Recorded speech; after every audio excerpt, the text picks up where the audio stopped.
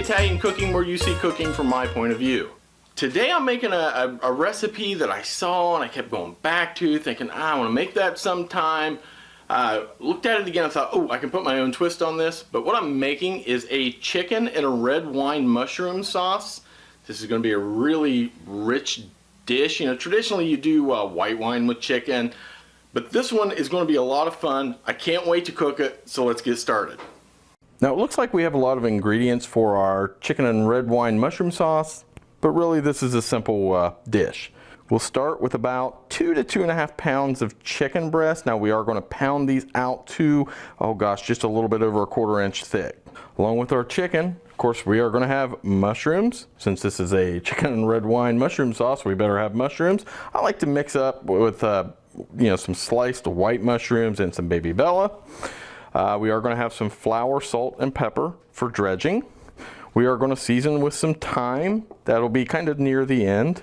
We're going to have 3 tablespoons of unsalted butter. It's important that you use unsalted butter in this dish. We're going to have probably 3 cloves of garlic finely minced. We always have our olive oil. Now this dish will have a 1/2 cup of dry sherry and 1/2 cup of a dry red wine. I always cook with Chianti. This is a good Chianti Classico. Now we'll have a glass or 2 of this while we're cooking as well. So those are our ingredients. Like I said, it looks like there's a lot here, but it's really very simple.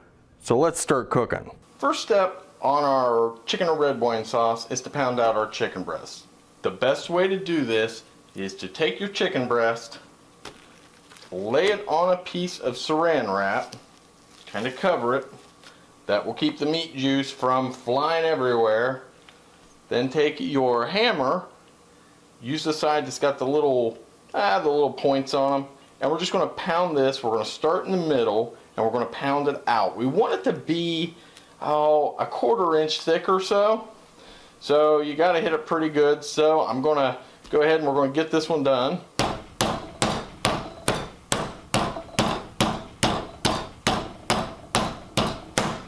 You can see as I'm pounding it, the edges kind of get big. So what we're going to do then is now we move out to the edges.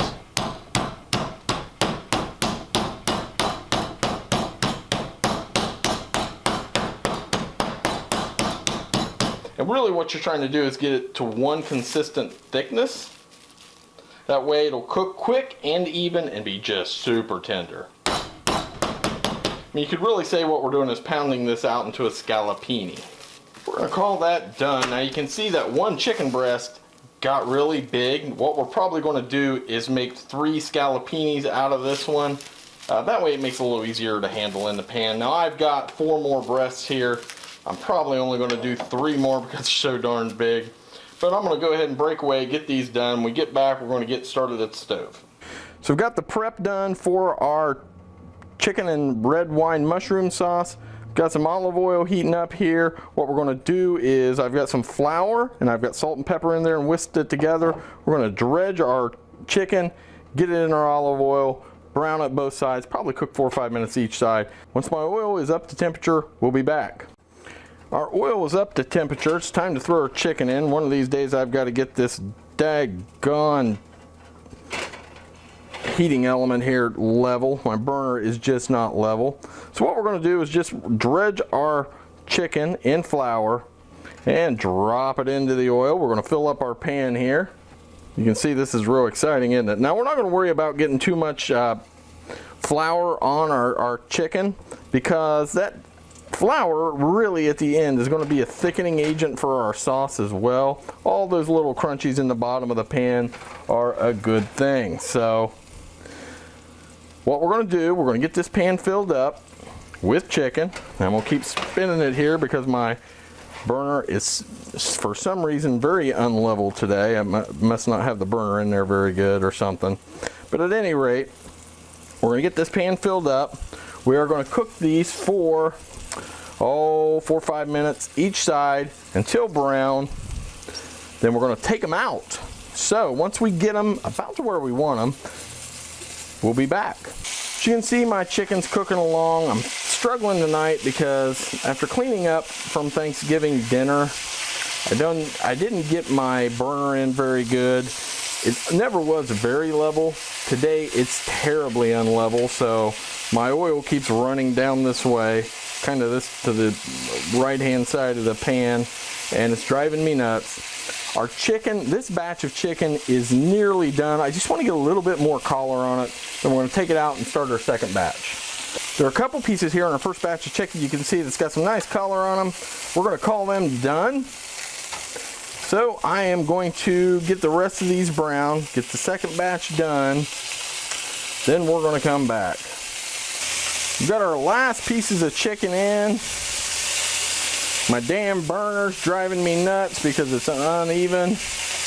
But this chicken is just about done. Then we're going to throw some mushrooms in and finish this dish up. All right, our chicken is brown. You don't want your chicken to be overcooked because it will end up being chewy and tough. But that chicken is done. So now I'm going to turn my heat down. We're not going to worry about all the good little grimy bits here in the bottom of the pan because that's actually going to act as a thickening agent for our sauce. So now I'm trying to hold my pan up off the heat here. Now what we're going to do is we're going to throw our mushrooms in. We're going to cook our mushrooms for, we'll say about 5 minutes, because what we're really wanting to do is we're going to cook any moisture out of these mushrooms. And there's a little bit of olive oil left in the pan, and that will absorb into these mushrooms as well. So 4 to 5 minutes on your mushrooms. So it's only been a couple minutes. There's no moisture coming out of our mushrooms. So what we're going to go ahead and do is finish this dish up. So we got 2 ingredients. We are going to add 1/2 cup of cooking sherry and a generous 1/2 cup of Chianti. Generous 1/2 cup means you put in a 1/2 cup and you're like, I want more Chianti. So you add more. So what this is going to do is I'm going to turn my heat way up. We're going to reduce our wine by about 1/2. And what that's also doing, I had my heat down a little bit, is we're going to, when we're stirring, we're going to scrape the bottom. And all those little bits of flour and chicken that are stuck on the bottom are going to be flavor. So what we're going to do is I'm going to let this cook, boil off for a little bit. Then we're going to add our chicken back in. So probably just 2 or 3 minutes, then we'll be back. So our liquid has reduced by we'll say 1/2. So what we actually going to do here is we're going to turn the heat off. Woo, camera steamed up a little bit there. Sorry about that. So the heat's off. We're going to come in with our thyme. We're going to go in, really you just got to kind of eyeball it.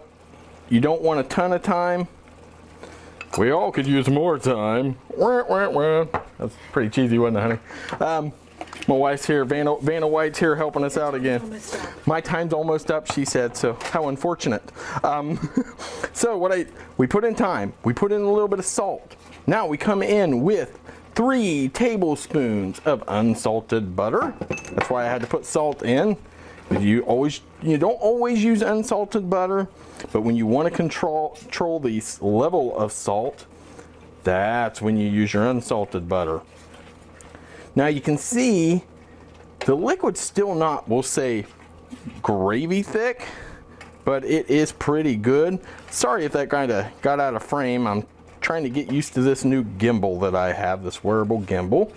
So you just kind of stir it around until your butter is completely melted. You can see no butter. Then what we're going to do is come in with our chicken. We're just going to put our chicken in here. Now I'm going to tell you, once this chicken gets in there, that flour coating on the chicken is going to absorb that flavor. It's going to absorb that liquid, and this is going to thicken up really, really quick. So let's not try to be pretty about it. We want this to get down in the liquid to absorb it, thicken it up a little bit. Let's get some mushrooms over top of it. Now, we're going to let this just sit. Let it sit. All right, folks, one thing I forgot was the garlic. That's unfortunate because this would have been really good. The mushrooms, I know. The garlic should have went in right after the mushrooms. So don't forget to add your garlic. All right, we're gonna let this rest. While this is resting, we're gonna get a few things cleaned up here and we'll be back. I plated up our chicken and red wine mushroom sauce with a little bit of our Chianti risotto that you'll see in our next episode. So let's give this chicken a try.